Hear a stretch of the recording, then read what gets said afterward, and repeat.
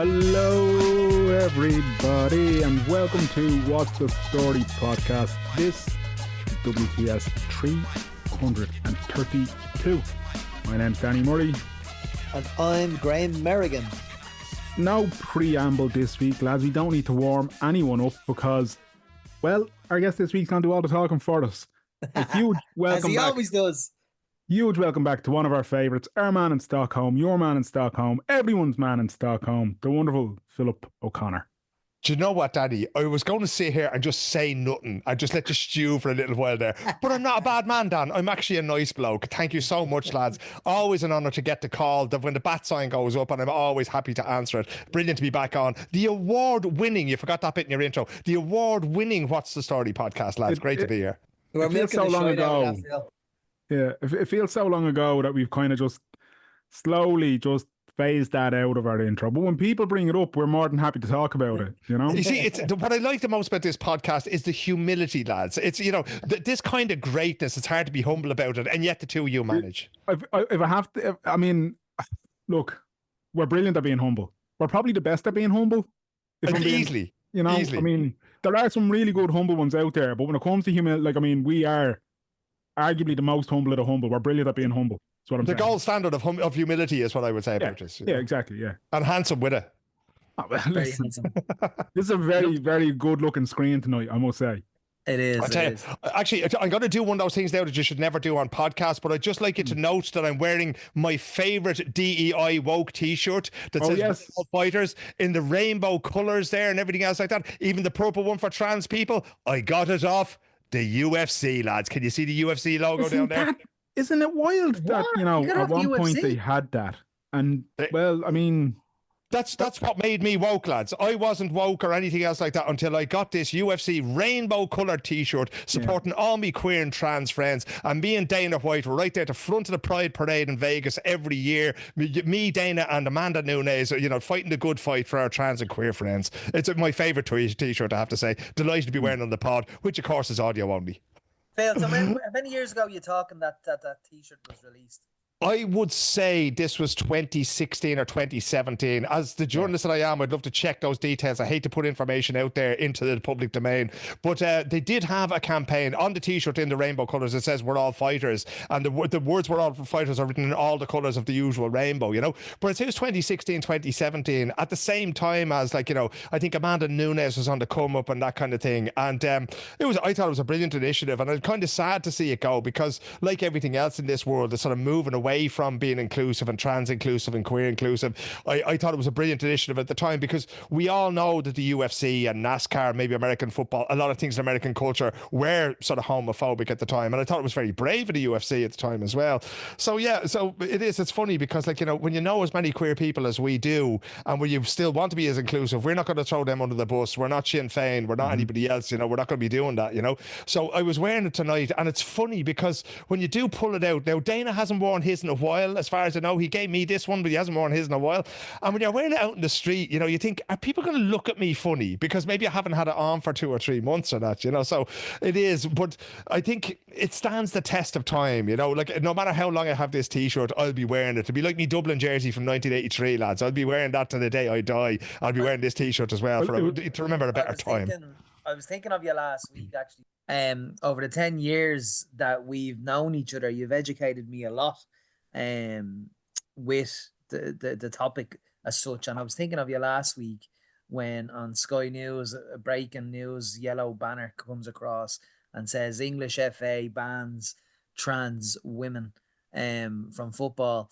And then when I dug deeper, I discovered that the huge number of zero is represented by trans women in football at the professional level in England. 0. The number 23 is represented at grassroots level. Those 23 players have been playing for years without any hassle, and now they've done a blanket ban following the Supreme Court in the UK. What? I was thinking of you because you've educated me hugely over 10 years, and I mean that sincerely. What was your thoughts on that? Did you have any thoughts? Why are we going backwards with everything? Well, this is the thing, Graham. I'd love to say I was surprised, but I wasn't, you know. And the amazing thing, particularly that this would happen in women's football, is something that I find as a sort of a canary in the coal mine moment. And I'd like to compare, if I could, the situation with skirts in Camogie and women being told what to wear when they're playing sports, and the fact that women are rejecting that now. I think the Dublin County Board came out and said today, if women insist on wearing shorts as distinct from skirts, then they'll be allowed to do it, right? And the thing about women's professional football, and I'm going back to a book that I read many years ago when I started covering women's football in Sweden, because obviously the Scandinavian nations, being as sort of woke as they are, or, you know, I know I keep using that term, you know, but I'm only joking. It's a fucking term I hate, right? But like, gay people and queer women have been playing football here as long as football has existed, right? And it has been that safe space, and it is the same thing all over the world, right? Now, any regime can say, oh, no, we don't have queer women, that kind of. So I'm sorry, lads, your national football team is going to have 3 or 4 or 5 or 6 in a minute. That's just the way of the world. It's an inclusive space. And to me, I haven't seen a single reaction from anybody I would respect, because there are Christian fundamentalists and religious fundamentalists who've come out against it in America and that kind of thing. It must be very, very difficult to be a Christian fundamentalist, because you're so far outnumbered in women's soccer in the States by queer people and that. But they have always been, to me, in my estimation, very trans inclusive. It's simply not a problem. And again, and I say this with the greatest respect for trans people, right? But they are not a factor in society in a good way or a bad way. You're talking about less than 1% of the people in our world identify as trans.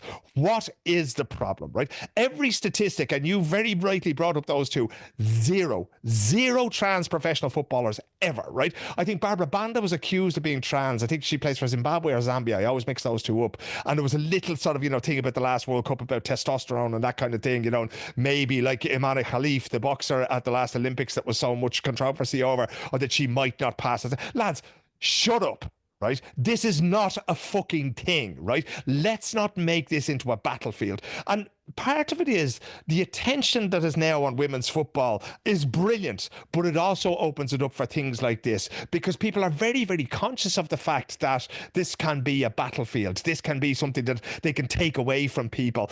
And I find it to be probably the most mean-spirited thing around, right? Because who are you picking on, right? You're picking on a tiny, tiny minority who already have everybody after them, and now you're not going to let them play a game of ball. Like, to be honest, and again, Mero, you quite rightly point out zero trans people in the pro game, 23 maybe in the amateur or the grassroots level, right? But the simple thing to me is, for what population though?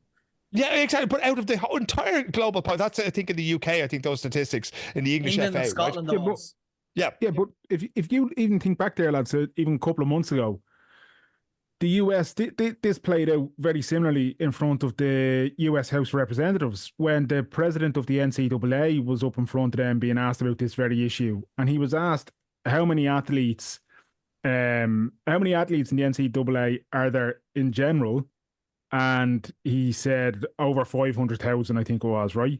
And then when he was asked how many transgender athletes are in that pool, he was like, I don't know, but I would say less than 10. And it turns out it was actually 0.02%. So less than 0%. Like that's, so when we're talking, Phil, when you were saying about like there's like less than 1% globally identified, this is such it's an ideological just nonsense that people are getting so uptight and so offended and so making this such a kind of culture war issue, when, as you said, like with the greatest respect to the trans community, this shouldn't be anywhere near an issue, because it's not an issue. There is nothing in this that, like, the trans people aren't coming over the mountains to attack your village in any way, shape or form. It's like ludicrous that this is happening. And just, sorry, 2019 was the T-shirt release, Phil, sorry. And 2019, thank you. Just on that as well, Dan, as my dad said to me and my dad were talking about it the other day, and he said to me, he saw something, and I saw it too, recently enough, in the last 3-4 weeks, there was an MP in England who was proudly opening up a food bank in England. I mean, there's thousands and thousands of food banks opening up. So this whole thing is classic deflection politics, culture war. Look over here, look at them, blame the boogeyman. And literally they have food banks, a prosperous rich nation is opening up fucking food banks. I mean, what is the priority here? Well, you see, this is the thing. Like, it's kind of like, I think it was Maya Angelou who said back in the day, I stand to be corrected on this, right? But Maya once said that people won't remember what you said, but they'll remember how you made them feel. Right. Yeah. And this is the thing, right? So politics, too often we look at modern politics and the modern discourse through the lens of logic, right? Fire that out the window. Logic has no place in politics. It's all about what you can make people feel. I'm reading a book at the moment called The Nazi Mind, right? And it's basically a guy who's a historian who studied psychology and then took a look at how the Nazis created these, how they were themselves as people, but also how they built this belief system so that people bought into it, right? And again, I would say, we're actually speaking on the day, it's the 20th anniversary since Jimmy Åkesson was elected as the leader of the Sweden Democrats, the far-right party here, whose first committee actually contained a former SS member, a member who served in the Waffen-SS in the Second World War, and these people will tell you they're not far right, right? But back then, 20 years ago, they were on less, again, like they had probably about the same amount of support as there are trans people, right? Less than 1%, right? They are now the second biggest party in Sweden. And what they did was they said, right, we can't talk about race and we can't use the N word and we can't talk about black people anymore. But you know what we're going to do? We're going to talk about culture and we're going to talk about integration and we're going to talk about all these things. So when the discourse moved on, they moved the goalposts, right? And this is what happens in the culture war. I love going back over somebody's tweets, right? I do this I don't go onto Twitter very much anymore because it's a fucking cesspit, right? But you've left it about 8 times, in fairness, Phil. Well, look, I'm still there lurking because it's sometimes like it's great for seeing replays of goals very quickly. I think there's a thing called Goals Extra. I go in there a lot for that. But very occasionally something will catch the eye, lads, and somebody will mention the whole trans thing and that kind of thing, And I'll go in and I'll do the Twitter advanced search. You can Google how to do it, right? But you can Google certain terms and say before this date or between this date and that date. And how many of them have mentioned trans people before about 2022? Absolutely none, lads. So they're throwing this raw meat to the balconies. Here's what you were supposed to be outraged about today. So go and do it. And again, that comes back to, there's a theory in media communication science that says mass media cannot tell us what to think, but it can tell us what to think about, right? Now, we're very lucky. I'm very lucky to have friends like yourselves and to have friends that I can talk to about these things. And we help form each other's opinions. And Graham, I'm very grateful to you for saying that I've helped to educate you so much, because that's part of our role as friends and as acquaintances for each other, that we talk about these things and we decide between us what's acceptable and what's not acceptable in our society and the kind of society we want. So you saying that means an awful lot to me, because that's how we arrive at this consensus that we run our society on. Not all societies work in the same way, but that's how we do it. So we hear these things and we discuss in our own little echo chamber about that, and we come to a sort of a joint solution. Now, I'm still never going to love Shamrock Rovers, but I love football, so I'll meet you there, right? And that's how this thing works. But at the moment, it's trans people. A year ago, it was more to do with immigration, and it was to do with iPass centres. And these fires, they come up and they burn out, and they come up and they burn out, and that kind of thing. And right now it's sport for trans people. Now, I'm actually really happy at the moment with the way the world is, right? I'm really happy because the fires have been lit and it's ongoing, because every fire will burn itself out once the material is gone, right? And then we'll be able to build things up again. All of these things, if you went back to, is it 10 years since marriage equality this year, lads? All of these things experience a backlash, right? So the backlash against the repealing of the 8th Amendment, the backlash against the granting of equal marriage to our queer brothers and sisters has always been coming, and that's what we're seeing now, right? So there's never an action without a reaction, and this reaction, which we're seeing on a global scale against, it's trans people now, but it'll be queer people in the next couple of years. But once we're through this again, enough of us will decide that enough of us is enough. And at the moment we're speaking now as well, right? A Conservative MP has come out in the House of Parliament and said what Israel is doing in Palestine is not okay anymore, or I have come to the realization that this is not okay. So gradually things are changing, and as Oscar Wilde said about going broke, it either happens first very slowly and then very quickly, or it can happen over time. But I'm starting to feel that we're at a tipping point now, since the re-election of Donald Trump, since the election of Orban and all these people, that the tide is beginning to turn. Really? I honestly do, Graham. I honestly believe that. As I say, I've never been more positive. What indicators are there for you to have come? I know Trump's first 100 days, his approval rating is the worst in history. I get that, but what other indicators would give you that we're we're at a turning point. And I know we go through these cycles as human beings throughout centuries and stuff like that. But what gives you the indications now that we could be coming, because we could be coming to an end of this? Because me and Danny have been saying since 2020, it's like a fucking simulation we're living in, and the world is upside down. Okay, so the first thing we have to realize is the leaders don't lead, they follow, right? And for all the Fianna Fáil voters listening to this, you will know that this is what they do, right? They stick up like a golfer trying to read the wind. They suck their finger and they pop it into the air and they go, okay, that's the way the voters are going, let's go. Oh, geez, you want social housing? We'll build social well, we'll tell you we'll build social housing and then we won't fucking do it. Like, but they'll say all the right things to stay in power, which is exactly what they did back in November, right? But what we're seeing now, Graham, is that people voted these people in, right? They got that anger into the ballot box and they said, right, we'll have Donald Trump for a second term. And you know what? Fuck the immigrants and fuck the trans people and fuck the queer people and fuck everybody, right?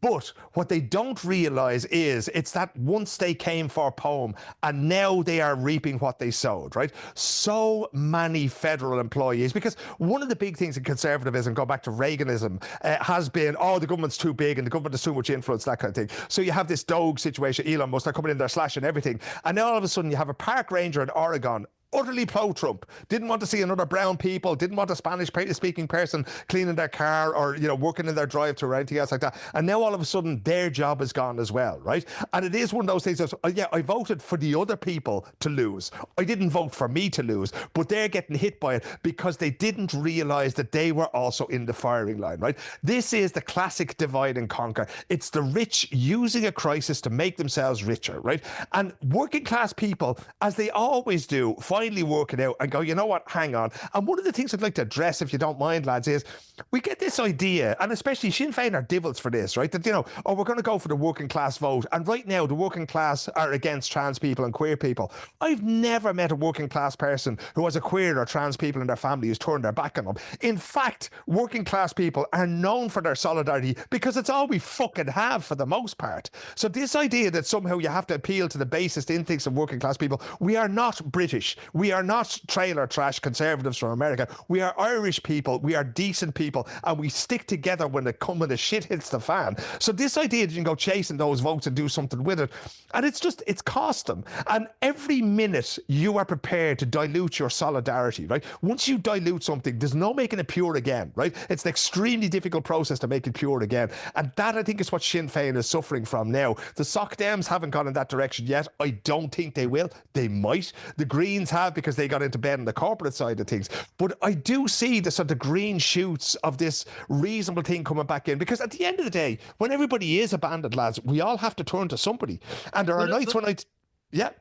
No, but and you're right in saying that. I spent time with my granddad on Saturday, and we were just talking about the world and stuff like that, and how it's a kip.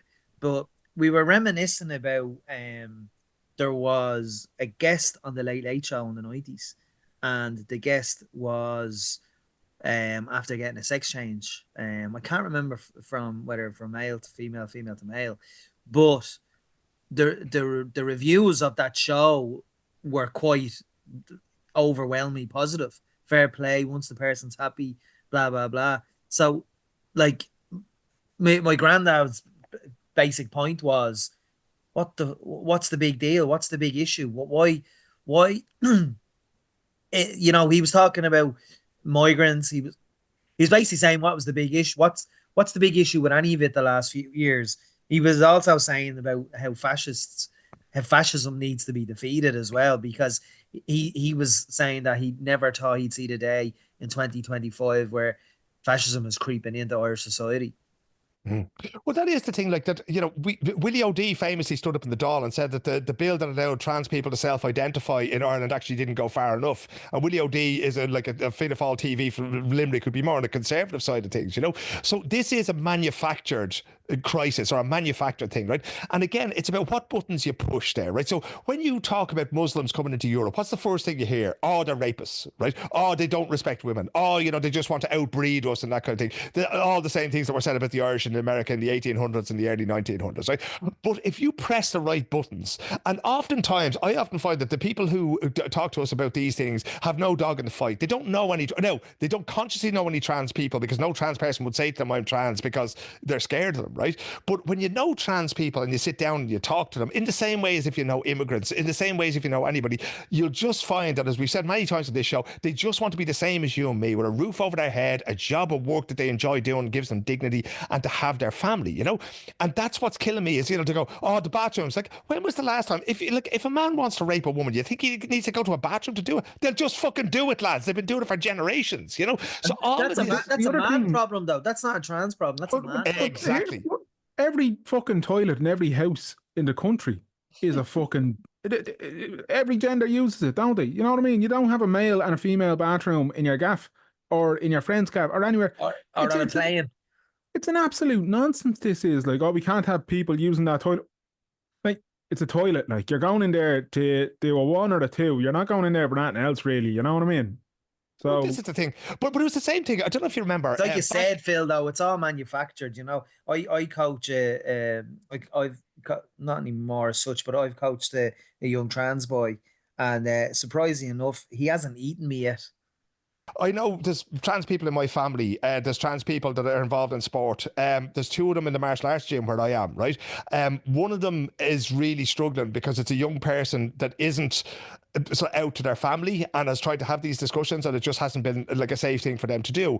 And I said, okay, I'll call you whatever you want me to call you, right? If you want me to use a different name, a different pronoun, it doesn't fucking cost me anything. I come home and I go up that stairs, I go to the same bed every night. I'm not the one in a family situation that's under pressure. It's the least I can do, right? And by standing up for people, and this is the other thing, by standing up for the weakest in society, you're setting out your stall and you're saying, look, I'm just not going to allow these people to be picked on, you know?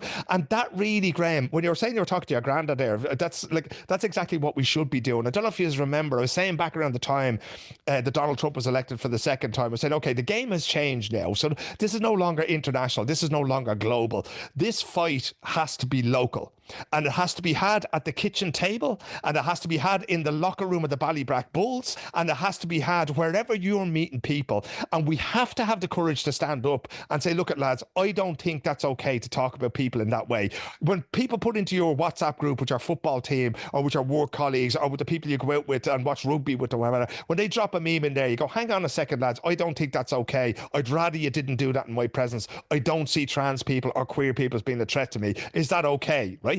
And we will have to have those discussions, but like, again, logic isn't enough, right? Because I think what we found with the repeal of the 8th Amendment and that kind of thing, when parents, and in particularly grandparents, started to talk about these things, and when women started to talk about their own experiences, the great Tara Flynn and the show, the one woman show that she did about the whole thing, it opened up and it personalized, right? Now, we still have a problem listening to trans people. We have a serious problem in not platforming trans people. We talk about them, but we never fucking talk to them, you know?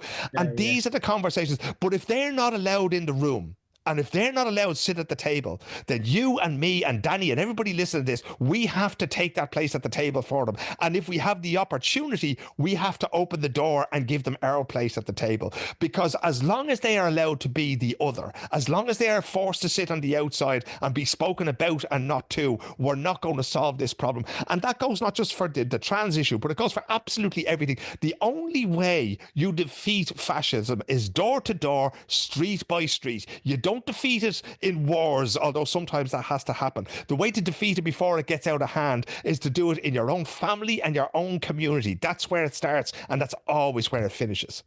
How does Swedish society deal with minorities? As in, not deal, as in, what's their mood towards minorities?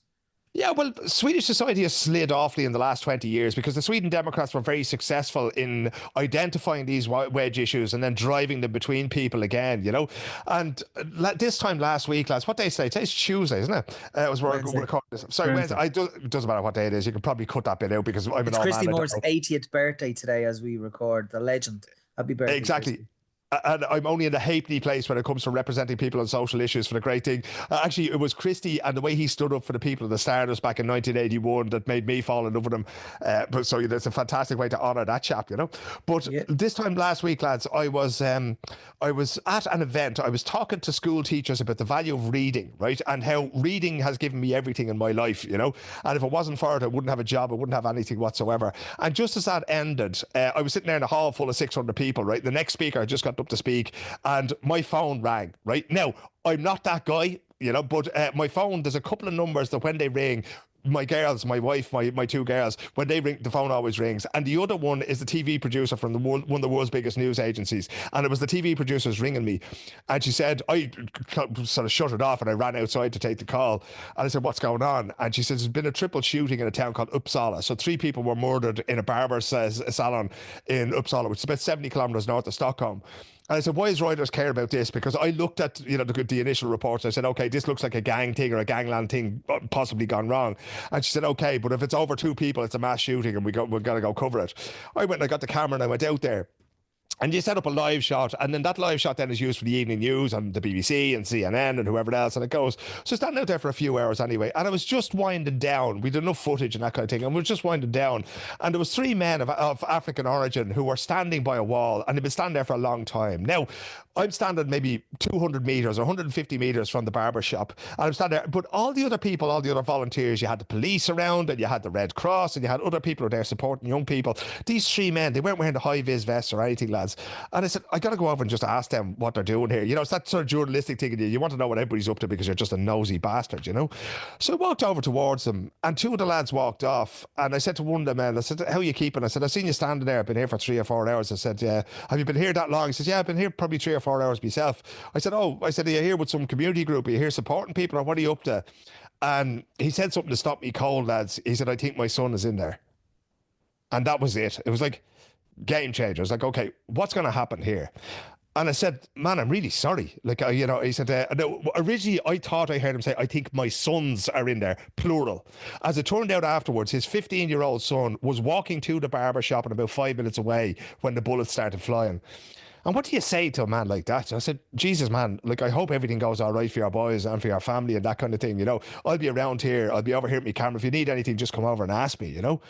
And about half an hour later, we're coming down and the man came back over and he said, man, have you heard any more about this? He said, the police won't tell me anything. And I had just seen the police's technicians coming. And, you know, I know what the vans look like. I even know the guys at this stage, right? One of the photographers is getting out and that kind of thing. I said, look, what's happening here is whoever's after being killed in there is still there, okay? These guys, this is a crime scene now. They're going to do everything because they're going to try to get justice for whoever's in there. So they're going to take the photographs. They're going to collect all the evidence. It's going to take a long time. I said, when people die in a situation like this, the Swedish police in particular, if you remember the mass shooting in the town of Örebro about a couple of months back, I think it was about 10 weeks ago, the identification took several days, if not weeks in some cases, because they're so careful. They don't want to go to the wrong family with a sort of a tragic thing and say that. They want to be 100% sure. In Sweden? Sorry, did who come out in Sweden? Does conspiracy theories break out? Yeah, but not so much in this case. And I'll tell you why, Graham, because it goes back to your original question, right? This man's of African origin. And I was there and I saw it in local newspapers like the tabloids and I saw the state broadcast and that kind of thing there, right? And I had spoken to this man. Now, the moment I'd spoken to him, I called the producer that I was working with that day and I said, I've spoken to this man. There's no way I can find out at the moment. The police aren't going to tell me if it's his son. He doesn't know. I can't interview this man who's obviously traumatized on camera. It's not fair to him. It wouldn't be ethically correct of me to do so, you know? But one of the newspapers took his number and the following morning, the man's name was Ismail. He found out that his son Omar had been killed. 16 years old and shot dead in a fucking barber shop in Sweden, right? And this newspaper had taken his number and they called him up, lads, and they went to his home, right? Now, in the meantime, another journalist I respect an awful lot had been on the state broadcaster here, SVT, and he'd been in the TV and he was saying, I have information that this 16-year-old kid was connected to organised crime. And the people from the newspaper went there. They had a video camera, and journalists interview and everything else like that. And they said, there is information out there that your son was involved in organised crime. What do you say to that? How do you even ask that question of somebody who's been told hours beforehand that their son is dead? right? And the only reason they asked that question is because this is a poor man for an immigrant family who has no power and no status. If that young fella had a father who owned a boat on the local lake and lived in a big house with a couple of cars in the driveway, and even if the young fella was dealing or whatever else like that, do you think they would have asked that question? They would not have asked that question, lads. And it's something that has bothered me greatly ever since, because I think it paints a very, very stark picture, Graham, of who gets to have dignity in this society, right? Because there is a lot of young people here involved in crime, and the way the law works is the younger you are, the less likely you are to get a long custodial sentence. So we do have kids who are 14, 15, 16 who are transporting guns and drugs, and indeed who are pulling the trigger on some of these shootings. Like the older guys, and I fucking despise the older guys more than I do anybody else in this world, they fill these kids full of tramadol, they give them a gun, they send them off somewhere to shoot people, right? It's absolutely disgusting, some of the things that go on in gangland here. But to immediately assume that just because a kid is from an African background and lives in a poor area of Uppsala, to make that accusation, you know, it's almost like a blood libel to say that about a dead kid. Because I've asked, what is this information? Who said that? Journalism, as we know, lads, is a process of verification. How did you verify that before you put it to Ismail and Anissa, the parents of this boy, Omar, this 16-year-old boy? And the answer is they fucking didn't, right? Somebody in the cops told them, right, that this guy had a connection to organised crime. Now, let me tell you, lads, before we go any further, I'll admit it, I have connections to organised crime myself. In fact, if I sit and look out the window here to my left, I'm looking at the house of a murderer, right? A bloke who was living there when he murdered somebody. He's in prison now because he was caught for it. Does that mean that I have connections to organised crime? Fellas I played football with are drug dealers. Fellas I played football against are drug dealers. Does that mean that if I get shot, oh yeah, Phil O'Connor, he had connections to organised crime? Is that where we at? Or is that where we're at? Or does my white skin and my grey beard and my status as a journalism and society protect my family from being asked those questions when I'm not even fucking cold in the box? That's where we are in Sweden, Graham. So for all this idea that Sweden is a great humanitarian superpower, there's been a big fucking backslide over the last 2 decades, and I'm not one bit happy with it, and I'm not one bit proud of it. I'm floored in a way here, because like when you hear something like that, but then when you hear that fucking line that kind of just completely took the wind out of me sails, and that was the 16-year-old son was killed in this incident. I'm struggling. I'm struggling to process, you know, what you would do in that situation, other than reach out a hand, offer condolences, and fucking offer any kind of assistance or help that you can. Be it a journalist, a politician, a fucking an emergency responder, whatever your profession is.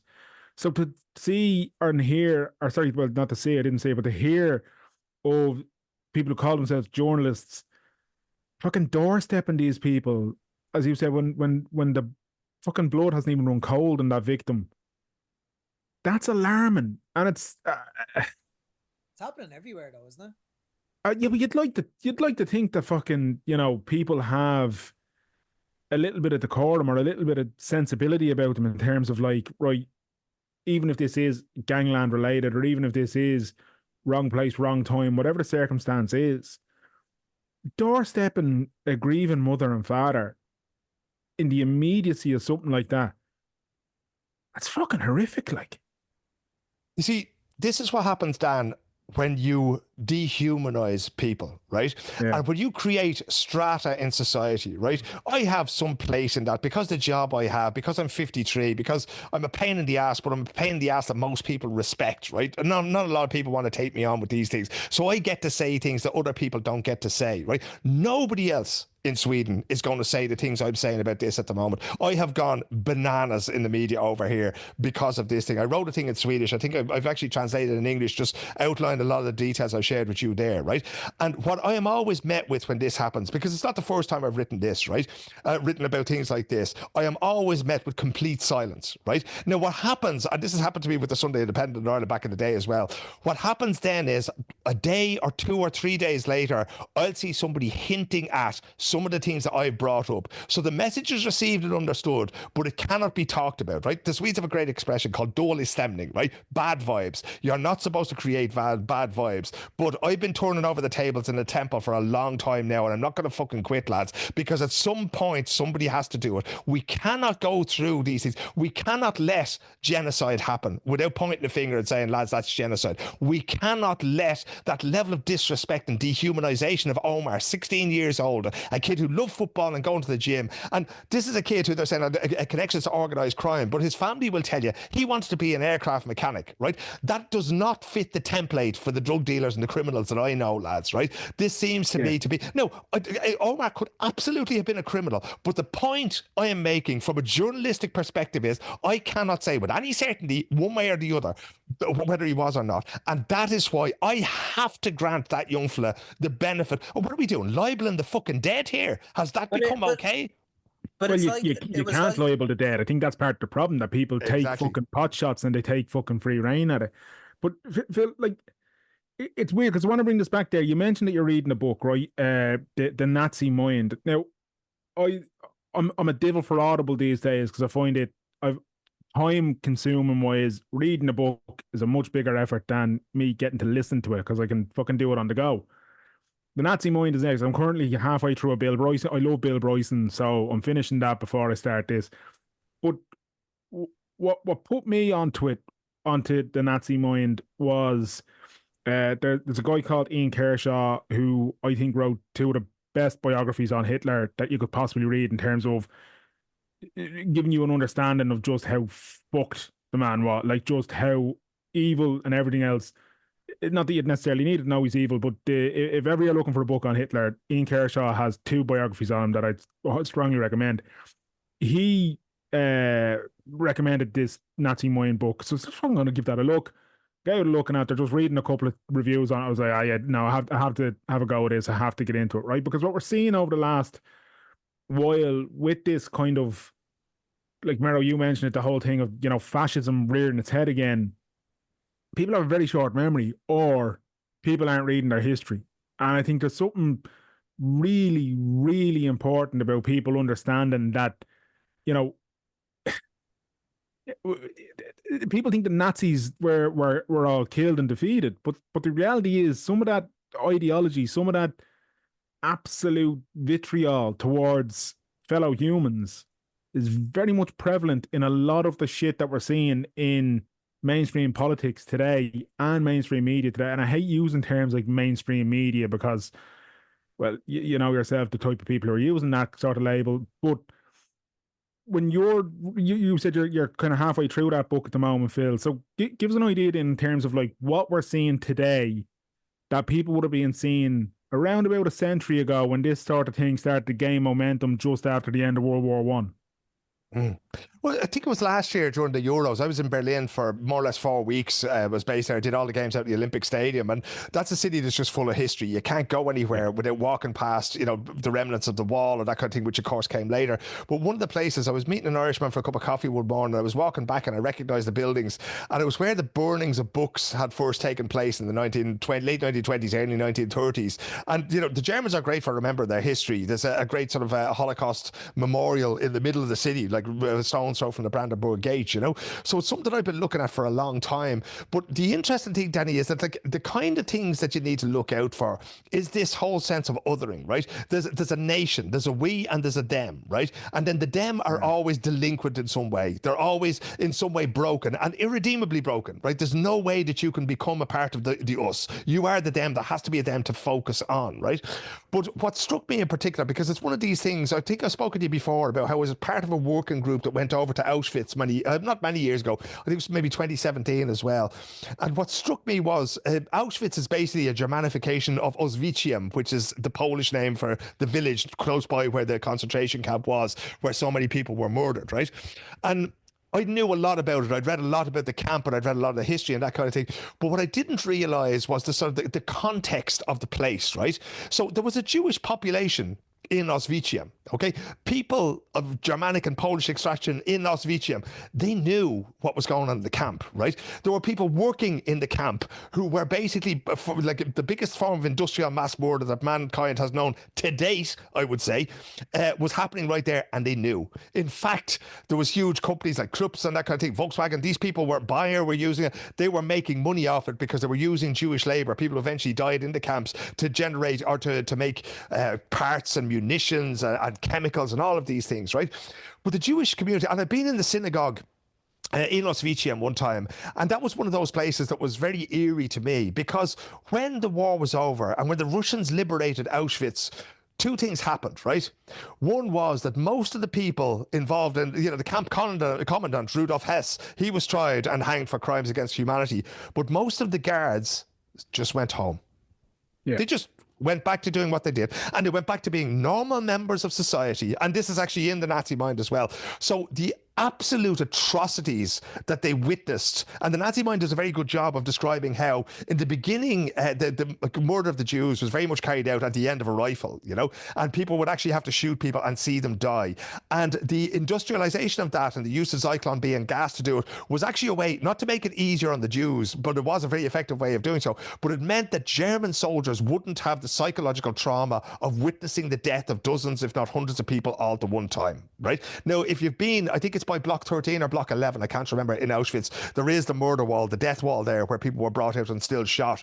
And in the building beside it, they used to administer phenol injections direct into the heart to kill people with disabilities, queer people, communists, that kind of thing. That was a big thing there for a while. That was also where Joseph Mengele used to select the twins for various different experiments where kids would die screaming and that, But not only did the people who stood by and stood guard as this was perpetrated just go home to their communities, the Jewish community in Auschwitz only lasted for about another 20 or 25 years. And that synagogue now is more of a museum. It's not actually an active synagogue where the Sabbath is held every week or that kind of thing, because the Jews simply didn't feel welcome there. So you have the killing field that was Auschwitz there, and yet no real sense of remorse from that town at the time that this was a bad thing that we allowed to happen, right? And this is why when we go back to it, politics is not in any way logical, right? But there is a logical end point. There is a terminus here.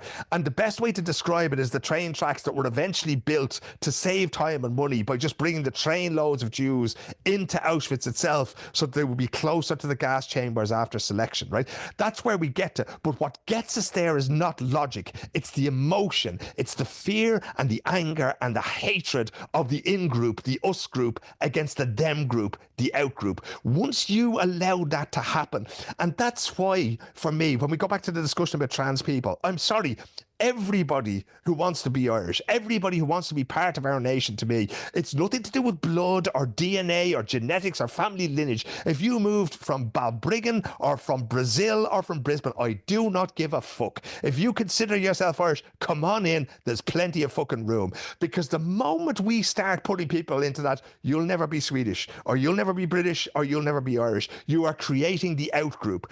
And you may not be the one to do the evil thing, but you have facilitated it by being part of that, and you're no better than the people who either went home after standing guard during the Holocaust than anybody else would be.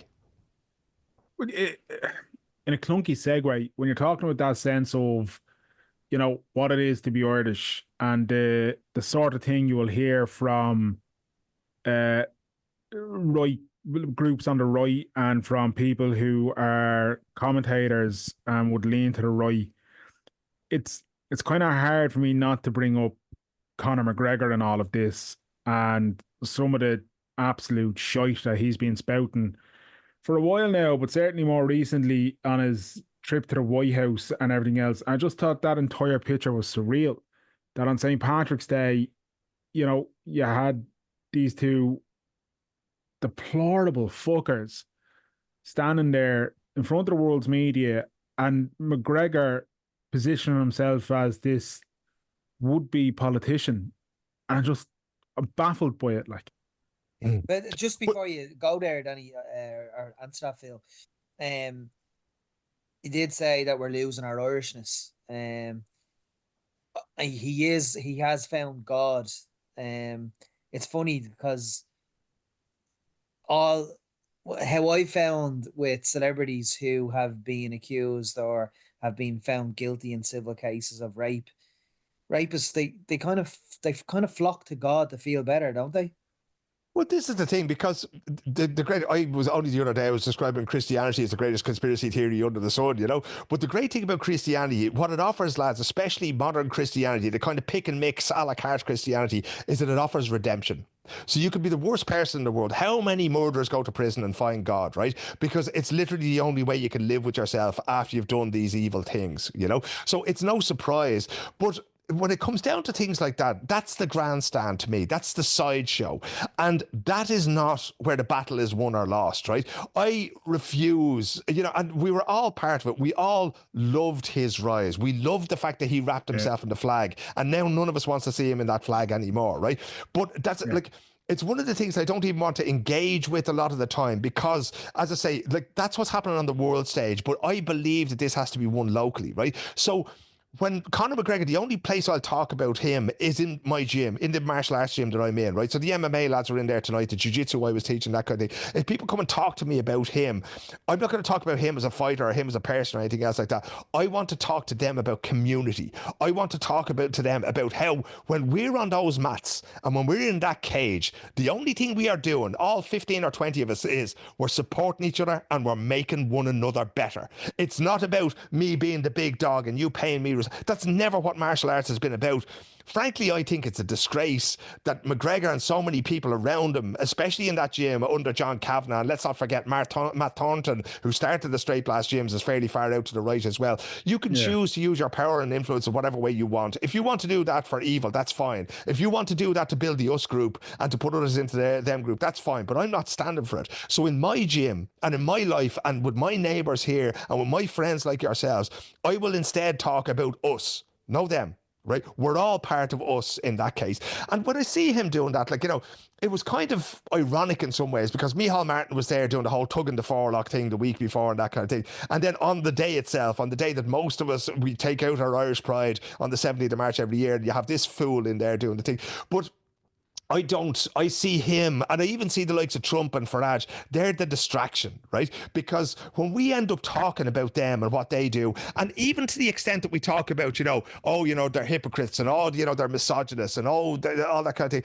I don't care about them. They're gone, right? They're over, they're finished. They're where they are and they're not going to come back from there. Now, the only way that you can change them is that you don't cut off the head of this hydra because more heads will just grow and that kind of thing. You start at the roots of all these things. And the roots, as I say, are in families and around dinner tables and in football clubs and in all that. Like, you know, when you go to see Shamrock Rovers, Mero, on the terraces, I know you hate to be reminded of it, but Bowes is one of those clubs that talks about these things all the time in terms of inclusion and that kind of thing, right? If there's a table there, we'd be top of it. That and smugness, we'd probably be top of the two of those tables, like, you know. But that to me is where it happens. And I don't want us to become distracted by Bryce Mitchell and the stuff that he said about Hitler being a good guy and that kind of thing, because it takes away from the conversations that we should be having, right? And the conversations that we should be having. Yeah. But how is that not a sackable offence, though? How can you label his comments or, you know, as free speech that Dana White did? How has he not sacked them?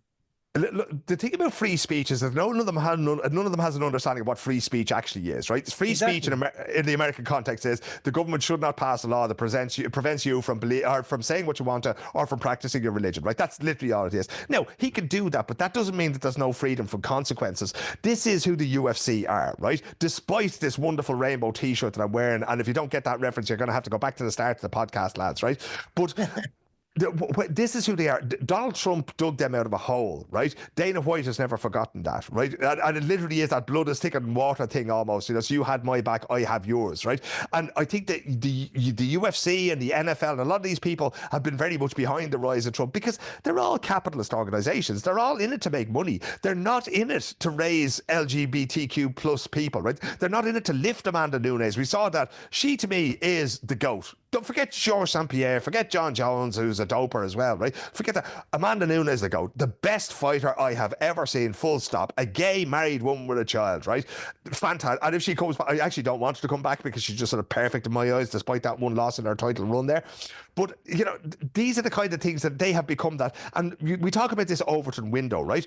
The Overton window is basically what it's acceptable to talk about, right? And I remember one time, Mero, and I don't mind because I'm still ashamed of it, I used an expression one time speaking to you that I shouldn't have done, right? And I apologise to you after the fact, and it still hurts me that I said something that possibly could have hurt you back in the day.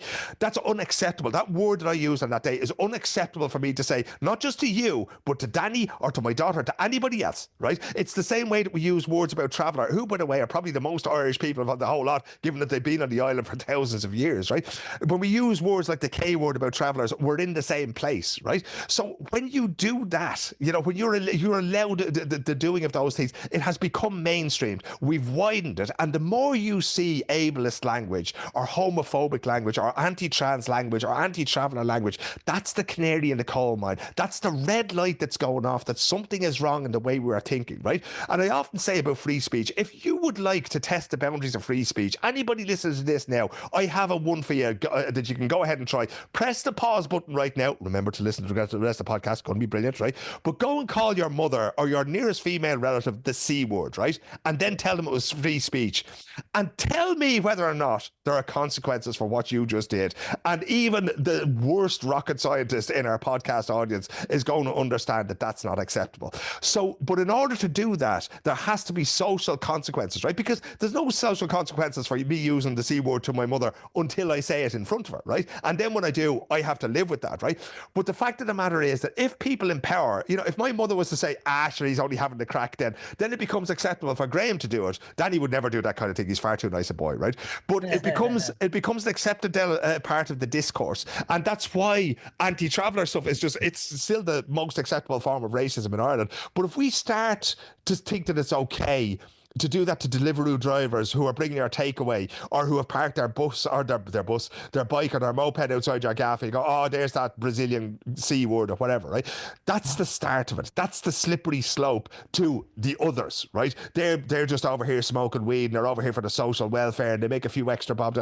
All of those sort of conspiracy theories about that. Oh, sure, there's the Nigerian woman. She's leaving her buggy at the bus stop because social welfare just give her a new one when she gets to the other end and this kind of thing. It's like all of that nonsense has to be met. And it can only be met on the local level. There's no point in going onto social media or Facebook and that kind of thing, because that's not where hearts and minds are won and lost, right? You can sow seeds there, but you can't reap the harvest, right?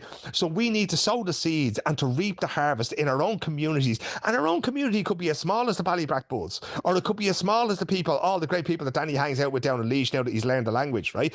That's where these things start, right?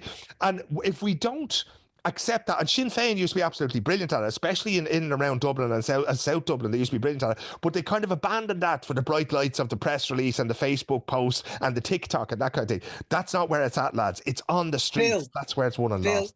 You've taken 2 or 3 swipes at Sinn Féin tonight. What's the story there? Well, have they let you down, or what's the situation? Well, I was kind of disappointed. Was it David McCullough or somebody? I can't remember the chap's name, who came out and said, you know, that we should be taking. Yeah, David Cullinan. Okay, so David, now I don't know David. I don't know anything about the chap's politics, but he came out and he spoke positively about the UK Supreme Court ruling about trans people. And I went, hang on a second, I have 2 problems with that, right? The first thing is, have we not tried to be getting away from the UK Supreme Court for the last 800 years? That's the thing. Like, I saw friends that are Sinn Féin commenting on it, and I commented on it and I said, let's leave the Brits to the culture wars. You know, I don't even know why Cullinan was getting involved with the UK Supreme, like for a party that doesn't want to be associated with the Brits. Why get involved with their Supreme Court judgment? So that's the first thing. And the other thing is, trans people have a right to exist, right? I'm not arguing that with anybody. Trans people have a right to healthcare. Trans people have exactly the same right as you, Graham Merrigan, you, Danny Murray, and me, Philip O'Connor, to live not just our lives, but our best lives, and to reach all the human potential that we have. We should have the opportunity for that. We should get the medical care and the education and the housing that we need to enable us to be able to do all those things. I count travellers in that. I count trans people. I count every queer person in that. I count every immigrant in that as well, right? Now, Sinn Féin, I don't know if you remember, lads, when I came over last year and I sat down with Mary Lou MacDonald and I interviewed her for the Global Gale podcast I was doing at the time, right? And I wanted her to talk to the global audience, and she did so brilliantly. And the comments on Facebook and YouTube and everything were Sinn Féin sellout, Sinn Féin open borders, all that kind of thing. And they were all this. So to me, this is a reaction, right? Sinn Féin have somehow seen the sort of the bright, shiny bauble that is the voter that's sort of sliding towards the far right and said, we're going to chase them, which is exactly what Labour have done in the UK. It's exactly what the Social Democrats in Sweden and Finland and Norway and Denmark have done. And they've all gotten fucked doing it, right? They've all lost, because why would you go and have, you know, the sort of, you know, the local sort of budget version of Coke in your local convenience store when you can have Coca-Cola? If you're going to talk about the opposition's talking points, go, oh, we're just as hard as immigration on them, they're going to go, oh, so the opposition were right, is that what you're saying? Then I'll just vote for them instead, right? And the other thing is that Sinn Féin, in my estimation, if you ask me who Sinn Féin are or were, it was that left-wing socialist, the political party that said that it would cherish all of the children of the nation equally. And that, to me, lads, I never saw the proclamation which is hanging in this house here. Nowhere does it say in brackets afterwards, but fuck trans people and travellers and Brazilian Deliveroo drivers and Nigerians and Somalis come and play, and Kurds and whoever else you want to add to that list. It's not there, right? So if we define our nation as being the people who are in Ireland, then not all that falls short. And this is the thing that really sort of, when you've seen the knee-jerk reaction, if we go back to the Nazi mind, Dan, because nothing is new with that. That's all historical fact, and it's now repeating itself. And it's the same thing, that the same mistakes were made by the left in Europe, and they've been made in Germany and that kind of thing as well. But what ultimately happens is that these breaking points that I consider we're now at, if we're not at the break of the wave, we're just about at the break of the wave here, and it is going to turn, because at some point, all of this comes home to roost. At some point, there is a trans person or a gay person or a person in your family who needs an abortion. They may be trans, they may be not, right? And when that comes home to you, and when you find that person's life being restricted, then you change your tune. So it is not up, and again, I go back to the point that I made, that for the most part, leaders don't lead, they follow. It's up to them to lead, and cost what it may, right? I would rather wander like John the Baptist in the desert speaking my truth than change my mind on the humanity of my trans friends and my queer friends and my immigrant friends and my traveller friends. I'm not putting them under the bus for fucking anybody. I'll put the Nazis under the bus, every last one of them. I don't want to do it. There's redemption there for them if they want it, but they have to say that they want to come back to me, that they're going to treat the same, that they're going to treat these people the same way that we will treat them if they join us in solidarity. Because until then, they are forming their own outgroup and they can be there. We'll always welcome them back with open arms, but we cannot have that cancer that's affecting our society. And Sinn Féin should not be fanning the flames of this thing in any way, just for the sake of a few votes. Because you know what? I wouldn't want the votes of people who think like that to begin with. Yeah, that's fair. I think they are mixed though, aren't they? In terms of, they have the likes of Lynn Boylan, Owen O'Brien, Louise O'Reilly, Pierce Doherty, and even Mary Lou at time. Maybe not Mary Lou as such, but they had those previous ones that I named. They're quite left wing, and they're in all their ideology. And then there's a few that are kind of center-ish that, you know, that and that's probably why what has cost them a couple of votes, you know, over in the locals, and the growth that they didn't get in the general election that they probably thought they were going to get. The trajectory didn't happen because of anti-immigration sentiment, and then them changing their tact, and they couldn't decide what do they want, and you know, so yeah, it's interesting. It's definitely interesting. I suppose all parties have a mix, don't they? But that's the thing. But the other parties just stood by, and like people in Fianna Fáil and Fine Gael were there rubbing their hands. Absolutely. It was, you know, the sideshow Bob meme where he's stepping on the rakes, you know. So from sort of March until the general election, you know, Sinn Féin did that. And then what happened? Of course, all the Fianna Fáil and Fine Gael and all that, they went back to saying all these things as well anyway, right? But they just let them make all the mistakes that they made. But you know, the last thing I'd say about Sinn Féin is that they started to adopt ready-made positions, like David Cullinan on trans people, for instance, right? If anybody wants to debate, I'll have that debate any night of the week, lads. As you well know, at the drop of a very small hat, I will jump on this podcast and debate these things. But what I won't debate is the right of trans people or people with disabilities or immigrants or anybody else to exist. I'm just not doing that. I'm not going to have this debate about, oh, you know, they're all rapists. You know what? All men are potential rapists, if you want to say that, right? Talk to me about facts. Talk to me about the number of trans people who are dominating sports. There are none. There have been 2 trans Olympians out of a possible about 20,000 in the 25 years since trans people were allowed to compete in their chosen class.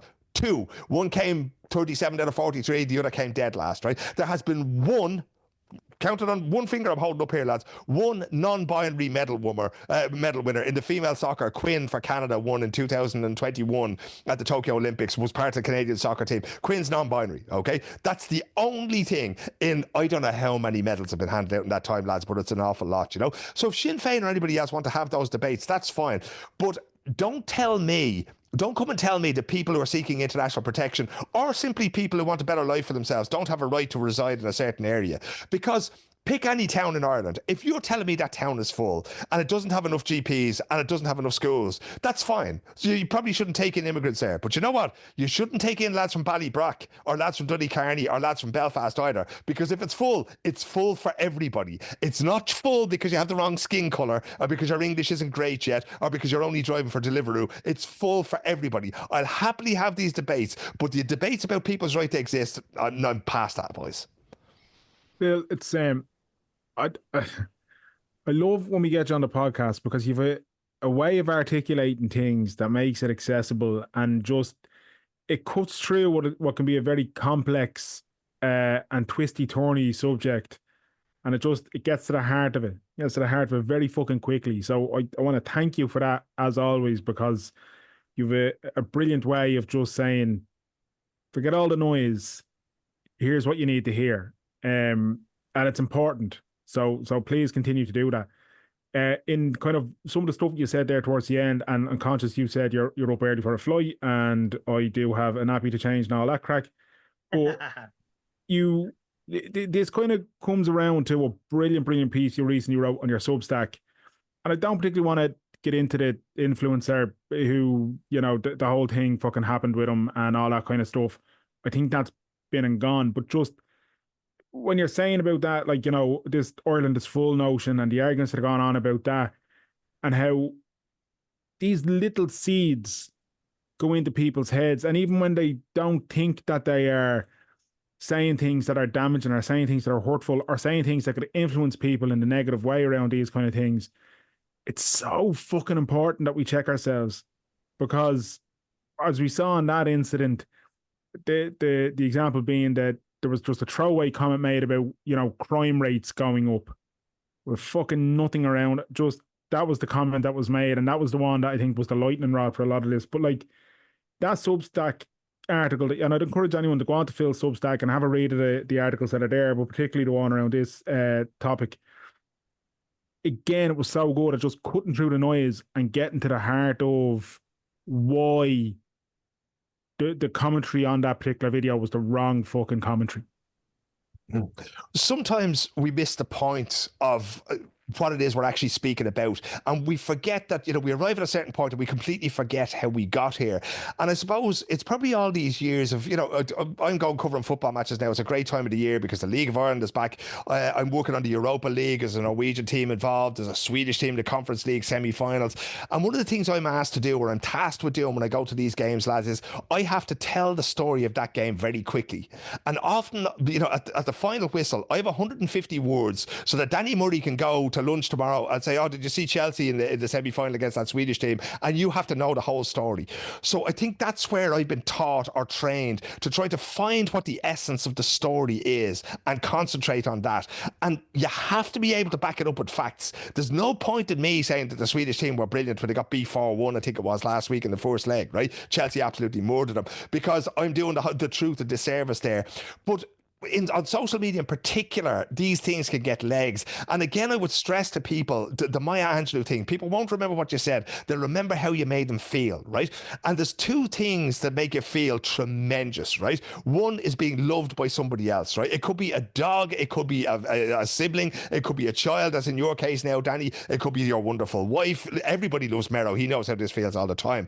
But the other one is anger, right? Anger is a tremendous feeling, right? Because it's hardwired into us. And actually, the idea that we move in flocks, in groups, is also hardwired into us, right? Because if you're cancelled in inverted commas, if you're sort of ousted, somebody asked me the other day about the journalist Tom Humphreys, who spent time in prison for some things he did with an underage camogie player who was coaching that.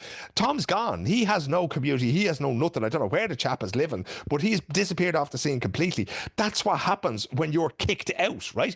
But what fascism asks us to do, and what Nazism asks us to do, is it asks us to take whole groups of people and do that to them, right? And that gives us a sense of power.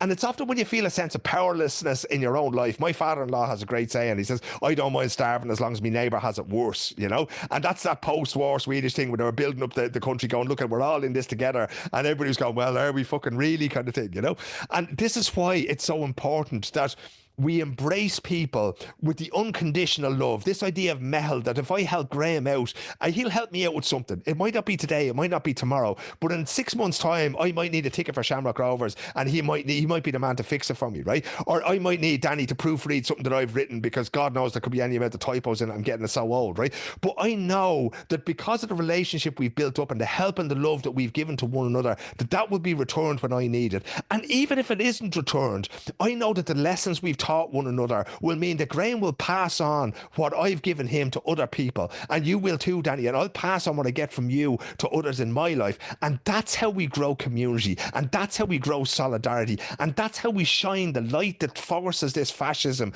and this othering back into the darkness. Because I still want to believe that the love is more powerful than the anger. We've forgotten that for the last 10 years since repeal, and this is in the Irish context now, since equal marriage and that, and we allowed the backlash to take place. And it's time to light the candles of love again, lads, and to say, no, we don't want to be back in the shadows anymore. That's where you belong. We're going to live our lives in the light from now on. And can I just end on a quote that I seen today, which I thought was relevant, considering the people who are just full of hate, conspiracy theories, nonsense. But I seen a quote today that I thought was quite relevant. 100 years from now, 7 billion people alive today will be dead. Your worst fear is insignificant. Ain't that the truth? Ain't that hard the to truth? argue. Hard to argue with that. Phil, as always, man, it is a pleasure and an education. And again, I thank you for that. And I do encourage people to check out that Substack, as I said as well. You mentioned earlier, you're not really doing the Twitter stuff anymore. Thank God. It sounds, you say, I don't say thank God, because look, he says it every month, and he's still on it. Every time I see Phil say, I'm leaving, and then I'll see him tweet 2 days later. Strictly transactional, Graham. Strictly transactional. I'll throw out a link to an Irish and Sweden podcast. I will always retweet the What's the Story podcast, simply because it doesn't matter. Actually, fascists need to hear this podcast more than they need anything else. So that's the only reason I'm on it. That's fair. I don't know if Mero's tweeting. I'm off the Twitter. I've gone. I'm done. I haven't. No, I'm not on it anymore as much. I can't. Anything that shithead Musk is associated with, I'm just not doing it.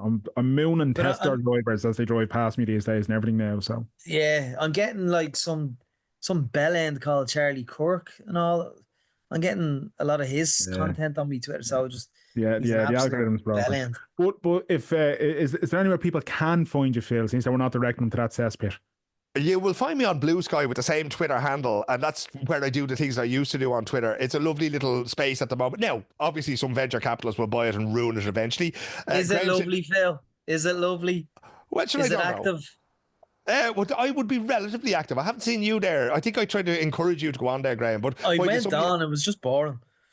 So that's the thing. So we have to sort of recreate those. When other spaces are taken from us, we have to recreate them again, right? So everything is to do with, you and me engaging over there, and Danny, of course, if Danny decides to join us, that will attract the masses in no time at all, lads. So and the other thing is you kind of have to follow people, because like I think I followed about 900 people on Twitter. I have like 125 on Blue Sky. So you will be sitting there and your feed isn't going to be updating. But you know what, lads? Be liberated from Twitter. I'm sure you might find the same yourself, Danny. It actually gives you time to read books and to change Haley's nappy and to bully Merrow over Shamrock Rovers and to tell him about Bo's 3 97-minute winners in 4 games and that kind of thing. So do you know what? Open the window, smell the flowers, get out and do things, because as I say, it's locally is where it's all happening, Absolutely. Love that, Phil. Listen, thank you so much for your time.